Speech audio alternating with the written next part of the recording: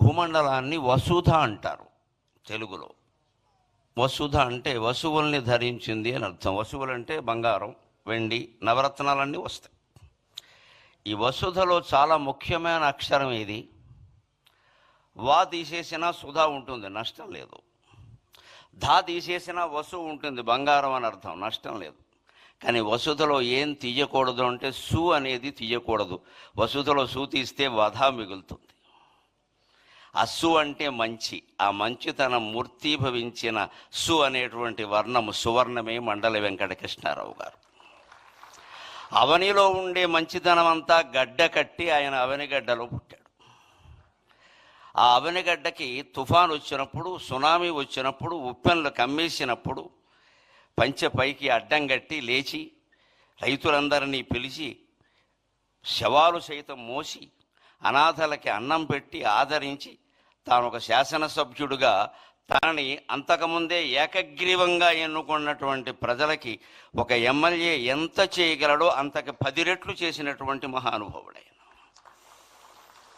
అటువంటి వాళ్ళు ఉన్నటువంటి సీమ, వాళ్ళ పేరు తలుచుకున్న చోట మళ్ళీ అటువంటి దుర్భిక్షం రాదు. ఇప్పుడు శత జయంతి వేడుకలు జరుపుకోవడంలో మన ఆశ ఏమిటి అంటే ఆ మహానుభావుని ఆశీస్సుల వల్ల మళ్ళీ ఆంధ్రప్రదేశ్ రాష్ట్రంలో ఎటువంటి దుర్భిక్షము రాకుండా సుభిక్షంగా వర్ధిల్లుతుంది, అందులో సందేహమే లేదు. అయినా సుభిక్షంగా వర్ధిల్లింపజేసేటువంటి అద్భుతమైన నాయకత్వం మనకి ఏడాది క్రితం లభించింది. మనం అదృష్టవంతులం. నిజంగానే నాకు పద్మశ్రీ రాగానే అప్పుడు ప్రభుత్వాన్ని గురించి నేను మాట్లాడాను, కానీ మొట్టమొదట ఫోన్ చేసిన 10 మందిలో నారా చంద్రబాబు నాయుడు గారు ఉన్నారు. వెంటనే అప్పుడు ఆయన ప్రతిపక్ష నాయకుడు. వెంటనే ఫోన్ చేసి నరసింహారావు గారు చాలా సంతోషం, మీరు పద్మశ్రీ పొందారు, మాకు ఆనందంగా ఉంది అని చెప్పారు. వెంటనే అంతటి సహృదయం, కళలని సాహిత్యాలని పోషించేటువంటి నాయకుడు దొరకడం ఆంధ్రప్రదేశ్ చేసుకున్నటువంటి అదృష్టం. ఇంకొక మాట, కృష్ణారావు గారు లాంటి వ్యక్తులు కేవలం ఆశయాలని ఆరాధించలేదు, ఆచరించారు. గాంధీయవాదులమని చెప్పుకోవడం అంటే గాంధీ గారి కర్ర మా ఇంట్లో పెట్టి వెళ్ళారు, గాంధీ గారి చెప్పులు మా ఇంట్లోనే విడిచారు, గాంధీ గారి కళ్ళజోడు నేనే తుడిచా అని చెప్పుకోవడం కాదు. గాంధేయవాదాన్ని ఆచరించడమే నిజమైనటువంటి ఆరాధన. ఊరికే పూజలు పురస్కారాలు కాదు, దాన్ని ఆచరించామా లేదా, అనుసరించామా లేదా. స్వాతంత్ర సమర యోధులకు కేటాయించినటువంటి హౌసింగ్ బోర్డు వాళ్ళ ఇల్లు కూడా ఆయన తిరస్కరించి నాకు ప్రభుత్వం ఎమ్మెల్యేగా క్వార్టర్ ఇచ్చింది, అది చాలు అన్నాడు. అంతటి త్యాగమూర్తులు మళ్ళీ 175 మంది అవతరించాలని ఈ బడుగు బ్రాహ్మడి ఉద్దేశం, అంతకంటే ఏం లేదు. ఇక్కడ 175 మంది అదే ఉద్దేశంతో ఉండాలి. అన్నీ తీసి పారేస్తాం, మనకేం ఒక్కలా ప్రజలకు సేవ చేయడమే గొప్ప విషయం. ఉన్నాస్తులు కరిగించుకున్నటువంటి నాయకత్వం మండలి వెంకటకృష్ణారావు గారిది. ఇది ఎక్కడి నుంచి వచ్చింది అంటే మన సంస్కృతి అటువంటిది. న కర్మణ న ధనేన అంటారు, న కర్మణ న ప్రజయా న ధనేన త్యాగేనైకే అమృతత్వమానసు. నీవు చేసిన యజ్ఞయాగాది కర్మల వల్ల కానీ, ఏ కార్యక్రమాల వల్ల కానీ నీకు అమృతానందం కలుగుతుందో లేదో చెప్పలేం. నీ సంతానం వల్ల కూడా నీకు అమృతానందం కలుగుతుందో లేదో చెప్పలేము. సంతానం అంటే ఇవాళ ముందు సంతానం, తర్వాత సంతాపం, అనుమానమేం లే. ఫాలోడ్ బై డిన్నర్ అంటూ ఉంటారే, సంతానం ఫాలోడ్ బై సంతాపం. అంతకంటే లేనివాళ్ళు లేరని ఏడుస్తారు, ఉన్నవాళ్ళు ఉన్నారని ఏడుస్తున్నారు, అంతకంటే ఏం లేదు. ఈ సంతానం వల్ల నీకు అమృతానందం కలగదు. ఎన్ని 100 కోట్లు సంపాదించినా నీకు అమృతానందం కలగదు. త్యాగం చేస్తేనే అమృతానందం కలుగుతుంది. అది కృష్ణారావు గారి జీవితం. ఇట్టి ఈ క్రమశిక్షణకి ఎన్ని ఏండ్లు, ఇట్టి త్యాగానుభూతికి ఎన్ని ఏండ్లు, త్యాగమున అమృతత్వమునందుమనడి వేలేండ్ల సంస్కృతి ప్రాణమీవు, త్యాగమున అమృతత్వమునందుమనడి వేలేండ్ల సంస్కృతి ప్రాణమీవు. ఆయన భాషాభిమాని, కేవలం అభిమాని కాదు, ఆయన తప్పులు దిద్దేవాడు.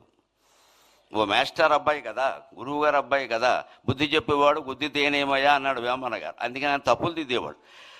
టీచర్స్ డేని తెలుగులో గురువుగారి దినం అంటుంటే ఆ మాట ఏమిట్రా అన్నట్టు ఆయన. ఎందుకంటే దినం అనే మాట తెలుగులో ఎక్కడ వాడతారో అందరికీ తెలుసు. అందుకని ఎన్టీ రామారావు కూడా శ్రీకృష్ణ విజయంలో గొప్ప డైలాగు పెట్టించాడు ఆయన కావాలని. ఆ దినమునకు మీరు రావాలను అంటే వెనగానే రామారావు గారు కృష్ణుడి వేషంలో ఉండి తద్దినంబునకే రాగలము అంటాడు. అంటే నీకు తద్దినం పెడతానని అర్థం. అది అందులో విలన వేషం వేసిన రాక్షసుడికి తద్దినం పెడతానని, తద్దినంబునకే రాగలనని రాయవాయ, 2 అర్థాలు వస్తాయన్నాడు. భాషాభిమాని, భాషా పండితుడు కదా రామారావు గారు అంటే. అలాగే ఈయన కూడా అదే. కాబట్టి గురువు గారి దినం అంటే ఏమిటది? గురు పూజా మహోత్సవం అని మొట్టమొదట మార్చిన వాడు మండలి వెంకటకృష్ణారావు గారు. భాషలో అటువంటి దోషాలు సరిచేయాలి. మనం మదర్స్ డే, ఫాదర్స్ డే అనగానే తల్లి దినం, తండ్రి దినం అనకూడదు. మనకి దినాలు పెట్టే అలవాట్లేదు. ప్రతిరోజు తల్లిని గౌరవిస్తాం, ప్రతిరోజు తండ్రిని గౌరవిస్తాం. మనకి డేస్ జరుపుకోవడం మానేసి వాళ్ళ పుట్టినరోజు నాడు వాళ్ళ దగ్గర కూర్చుని పారసేవ చేస్తే అది మాతృభాషా దినోత్సవం, మాతృదేవీ దినోత్సవం కూడా అవుతుంది. అటువంటి ఆదర్శాలన్నీ మనం స్వీకరిద్దాం. ఇవాళ మండలి బుద్ధప్రసాద్ గారు కూడా తండ్రికి ముమ్మూర్తుల 100కి 100 పాళ్ళు ప్రతిరూపమైనటువంటి వ్యక్తి. వ్యాసభారతంలో అటువంటి వ్యక్తుల గురించి ఒక మాట చెప్తారు. అంగాద్ సంభవసి ఆత్మావై పుత్ర నామాసి, అంగాద్ సంభవసి ఆత్మావై పుత్ర నామాసి. నా యొక్క ప్రత్యంగము రూపుదాల్చి నువ్వు పుట్టావయ్యా అంటాడు తండ్రి కొడుకుతో వేదంలో. అలాగే కృష్ణారావు గారి యొక్క ఆత్మ, బుద్ధి, మనస్సు, దేహం సర్వావయవాలు రూపుదాల్చి పుట్టినటువంటి వ్యక్తి బుద్ధప్రసాద్ గారు. ఆదర్శాలని ఆరాధించడం కాకుండా ఆచరించినటువంటి సిద్ధాంతానికి జరుగుతున్న సత్కారం. ఒక వ్యక్తిత్వము క్రమ్మి వేసినది సాహో ఆంధ్రదేశమునే, ఒక వ్యక్తిత్వము క్రమ్మి వేసినది సాహో ఆంధ్రదేశమునే, ఒక సేవాధృతి పారద్రోలినది, ఒక సేవాధృతి పారద్రోలినదహో ఉప్పెన్లు తుఫానులన్, ఒక సేవాధృతి పారద్రోలినదహో ఉప్పెన్లు తుఫానులన్, ఒక భాషాకృతి వేషమయ్యే తెలుగై ఓంకారమై భువిన్, ఒక భాషాకృతి వేషమయ్యే తెలుగై ఓంకారమై భువిన్, ఒక కృష్ణాకృతి మండలిన్, ఒక కృష్ణాకృతి మండలిన్ శతజయంత్యుత్సాహమై దీపిలన్. ఎప్పుడు మేము రాజకీయాలతో సంబంధం లేకుండా మేము 3-4 గ్రూపుకి చెందిన వాళ్ళం ఉన్నాం. నాకు వాట్సాప్ లేవు కానీ మాట్లాడుకుంటాం ఫోన్లో. ఏం మాట్లాడుకున్నా భాషా సాహిత్యం ఇంకో మాట ఉండదు అక్కడ.